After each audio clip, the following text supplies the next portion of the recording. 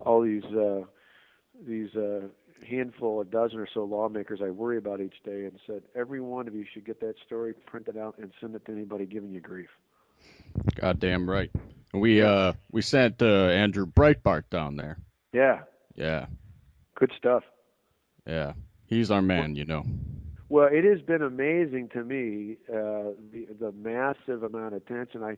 I've done all, you know, I want to stay ahead of, so every day I do a 5 o'clock press conference. Tonight I'm actually doing a fireside chat, which the state TV stations are picking up, and I guess a bunch of the national ones are too.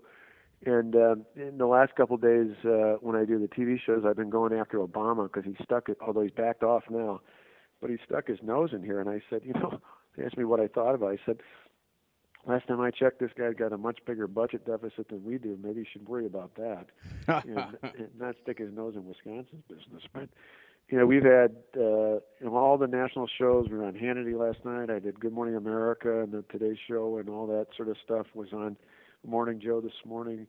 We've done Greta. We're going to keep getting our message out. Our Mark Levine last night, and I got to tell you, the response from around the country has been phenomenal. I had Brian, the new governor over in Nevada, called me last night and said he was out in the Lincoln Day circuit the last 2 weekends, and he was kidding me. He's new as well as me. He said, "Scott, don't come to Nevada because I'd be afraid you'd beat me running for governor." That's all they want to talk about is, what are you doing to help the governor in Wisconsin? You know, the next question, I talk to Kasich every day. You know, John's got to stand firm in Ohio. I think we can do the same thing with Rick Scott in Florida. I think Schneider, if he got a little more support, probably could do that in Michigan. I mean, you start going down the list. You know, a lot of us, there's a lot of us new governors who got elected to do something big. You're the This is first our moment. domino. Yep, this is our moment. Yeah. What else? But Now, we're what else could we do for you down there? well. The biggest thing going to be, and your guy on the ground's probably seeing this, is um, well, two things. One, our members originally got freaked out by all the bodies here. Although I told them an interesting story after I was first elected county executive in Milwaukee, of all places. The first budget I put through was pretty bold, aggressive. The union went nuts on me and got all sorts of grief. But a couple weeks later, I'm at a Veterans Day parade, and I'm going down the line. And usually, unless you're a veteran or we're marching with a veterans group, politicians all get polite applause, but nobody gets up. I come down the line, 40, 50 people in a row, hands up, thumbs up, you know, cheering, screaming, yelling, way to go, hang in there, Walker. And then after about 40 or 50 people like that, there's a guy flipping me off. This goes on, 40, 50, right thing. The people who know it's right will cheer you. They'll applaud you. They'll run through a wall for you. And the people who don't like you, they're going to flip you off. But stop worrying about them, because the other day there were 70,000, probably two-thirds were against the bill, one-third were for. 70,000 people at the Capitol. All week there's been 15 to 30,000 a day. But I remind all our lawmakers that there's 5.5 million people in this state. And just because a bunch of guys who can jump off of work because of their union bills doesn't mean the rest of the people in your district aren't with them. So one thing for your question is the more groups that are encouraging people not just to show up, but to call lawmakers and tell them to hang firm with the governor, the better. Because the more they get that reassurance, the easier it is for them to vote yes. Right, The other right. thing is more long term, and that is after this, in the coming days and weeks and months ahead, particularly in some of these more swing areas, a lot of these guys are going to need, they don't necessarily need ads for them, but they're going to need a message out reinforcing why this was a good thing to do for the economy and a good thing to do for the state. So to the extent that that message is out over and over again, that's obviously a good thing.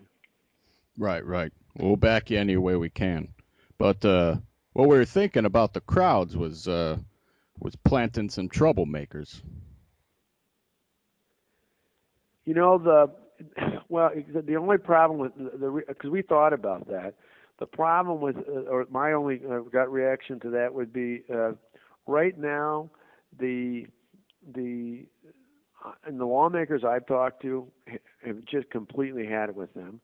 The public is not really fond of this. The teachers union did some polling and focus groups, I think, and found out that the public turned on them the minute they closed school down for a couple of days. The guys we got left are largely from out of state, and I keep dismissing it in all my press comments, saying, they're mostly from out of state.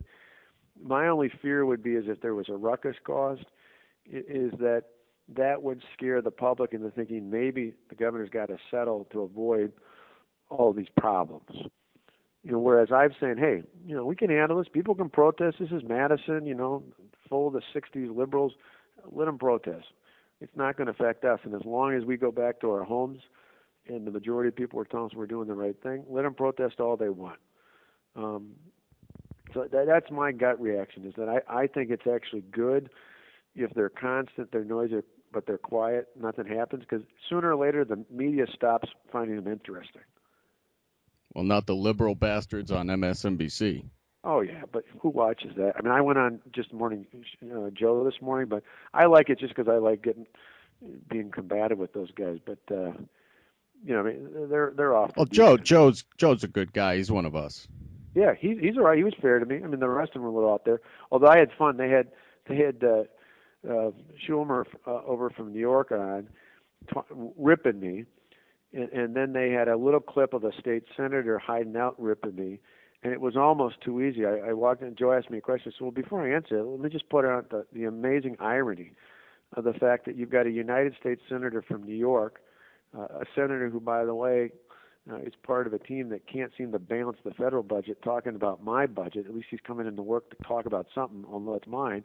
And you got one of these 14 state Senate Democrats who can't even bother to show up and deal with the budget he's elected to do something about. And so that kind of tells you the whole story right there.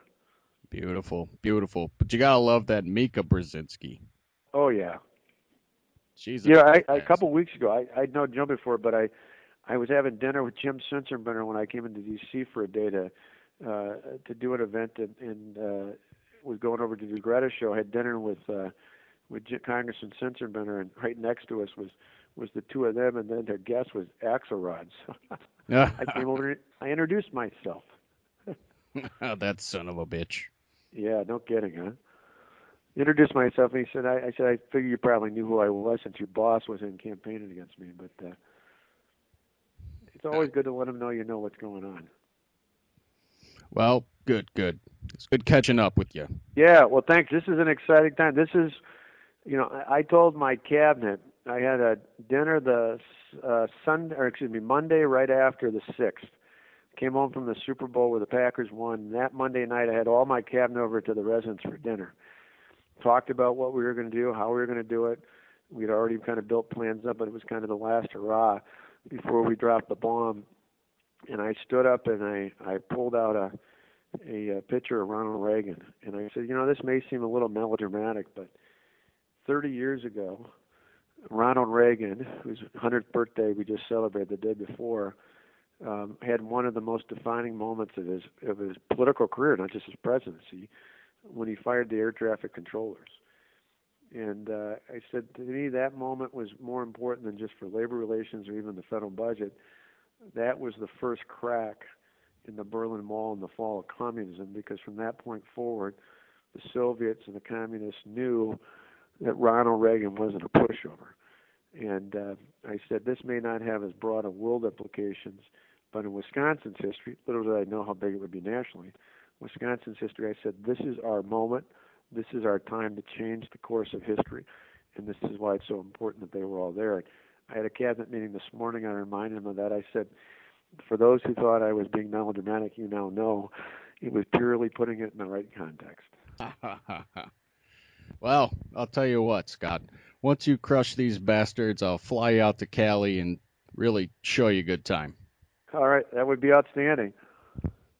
Thanks for all the support and helping us move the cause forward, and we appreciate it. We're doing it the just and right thing for the right reasons, and it's all about getting our freedoms back.